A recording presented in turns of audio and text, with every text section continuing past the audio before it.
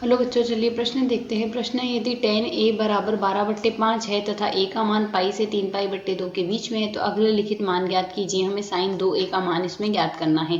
तो इस प्रश्न को करने हेतु हमारे पास यहाँ से हमारी मुख्य अवधारणा कार्य करेगी। मुख्य अवधारणा के अनुसार यदि हम यहाँ पर देखें तो हमें यहाँ से 4 चतुर्थांश अक्षों में यदि इसे बांट दे तो प्रथम चतुर्थांश अक्ष में हमारे पास सभी मान धनात्मक होंगे, जबकि द्वितीय चतुर्थांश अक्ष में केवल हमारे पास साइन थीटा व कोसेक थीटा धनात्मक होगा। तृतीय चतुर्थांश अक्ष में हमारे पास टेन थीटा व कोट थीटा धनात्मक होगा, जबकि चतुर्थ चतुर्थांश अक्ष में हमारे पास यहाँ से कोस थीटा व सेक थीटा धनात्मक होंगे। हमें a का मान पाई से 3π/2 के मध्य दिया गया, अर्थात a हमें तृतीय चतुर्थांश अक्ष में दिया गया। तृतीय चतुर्थांश अक्ष में टेन का मान हमारे पास धनात्मक होगा।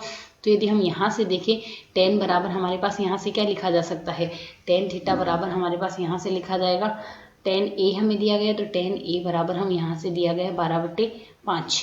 तो यदि हम यहाँ से देखें टेन ए का मान 12/5 है और तथा हम जानते हैं टेन बराबर हमारे पास लिखा जाता है लंब बट्टे आधार। तो लंब बट्टे आधार से यदि हम इसकी तुलना कर ले तो हमारे पास यहाँ से टेन थीटा बराबर, यदि इसे हम सरल करें तो यदि यहाँ से कर्ण हम निकालना चाहें तो कर्ण बराबर हमारे पास क्या होगा, वर्गमूल लंब का वर्ग पाइथागोरस प्रमेय से लंब का वर्ग प्लस आधार का वर्ग आएगा, अर्थात 144 + 25 169 आएगा। 169 का वर्गमूल हमारे पास 13 आ जाएगा। कर्ण हमारे पास 13 आ गया। अब यदि हम यहाँ से साइन ए लिखना चाहें तो साइन ए बराबर हमारे पास क्या लिखा जाएगा, साइन ए बराबर होता है लंब बट्टे होता है हमारे पास कर्ण।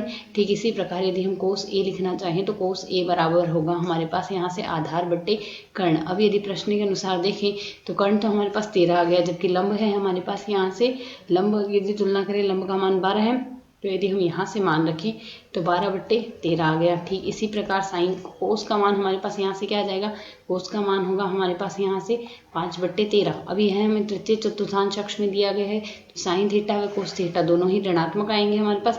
तो साइन व कोस हमने दोनों ऋणात्मक लिख दिया। अब यदि हम यहाँ से प्रश्न के अनुसार देखिए हमें साइन 2a निकालना है तो साइन 2 थीटा बराबर साइन 2a का सूत्र हम लिखेंगे जो कि होता है 2 sin a, साथ ही आएगा हमारे पास यहाँ से कोस a।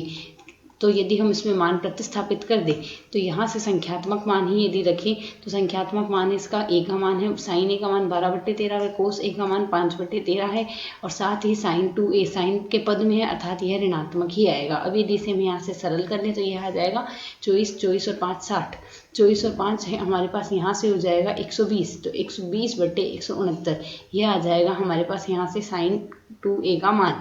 आशा है समझ आया। धन्यवाद।